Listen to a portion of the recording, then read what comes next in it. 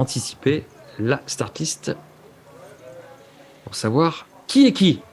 Et si les Kazakhs sont respectés, c'est encore plus facile pour vous de suivre cela. Alors vous, ce sont les éleveurs, les co-éleveurs, les copropriétaires, les investisseurs potentiels. Tiens, j'aimerais bien peut-être appeler ce professionnel pour savoir s'il y a une petite part à vendre ou carrément si ce cheval est à vendre. Là, c'est quand même plus pratique si vous êtes identifiable pendant le lot.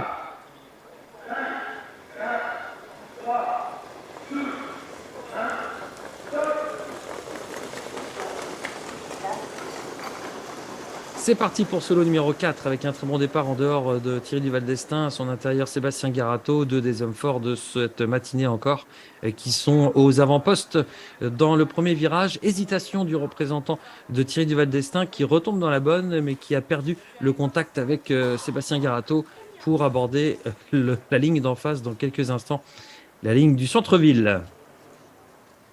Pas si loin, on retrouve Liberto du Bocage.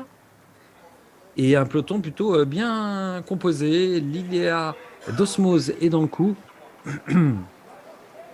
Et Sébastien Garato, lui, est au commandement.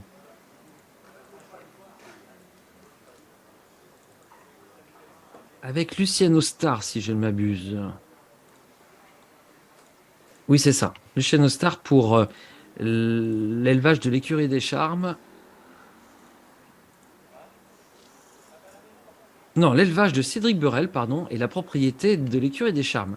Je suis fait abuser par Luciano, je crois que c'était pour Lucien Urano, mais pas du tout. Peut-être que c'était l'idée de Cédric Burel. Enfin bref, ce Luciano Star qui représente la Kazakh de l'écurie des Charmes pour l'entraînement de Sébastien Garato et l'élevage de Cédric Burel aborde le dernier kilomètre en tête.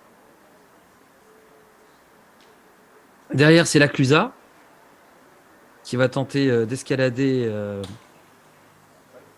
le cheval de tête. Et on a un super effort là. Ouh, là on a un super effort. Est-ce le Relay du Reux? C'est une Kazakh bleu clair qui passe en revue ses adversaires et qui arrive bientôt sur la ligne d'avantage. Alors là, le dernier kilomètre, pour vous qui regardez peut-être en différé, vous pouvez voir et prendre vos chronos et prendre le dernier kilomètre de ce trotteur-là qui vient à la hauteur de Luciano Star pour aborder la dernière ligne droite.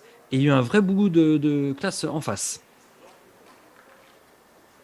Il se replace dans le sillage de Luciano Star pour conclure. Bout de l'effort, mais l'effort a été remarqué. Luciano Star repart. Luciano Star fait impression. Sébastien Garato. Ça va faire deux impressions dans cette matinée.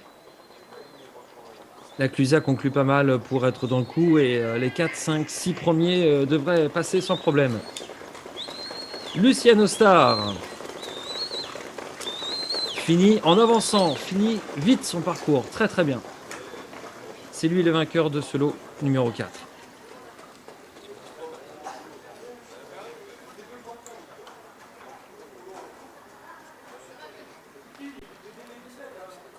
Parfait les Chianos.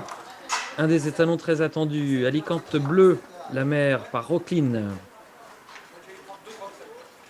Ce Luciano Star est le frère de Guest Star qui a gagné une course dans sa carrière. C'est le cinquième produit de sa mère Alicante Bleu.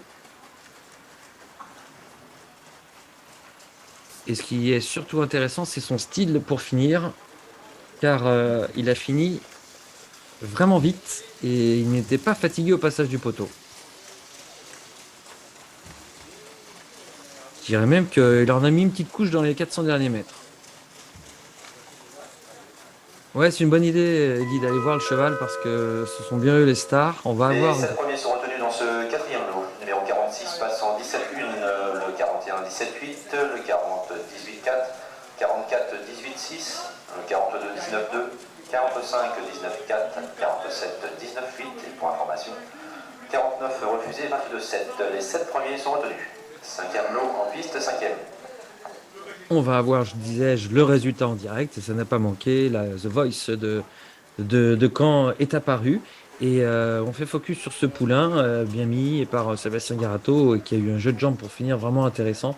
Luciano Star qui est donc qualifié en 18 effractions et on se rappellera surtout de son accélération pour finir. Dans sa famille, sous sa deuxième mère qui s'appelle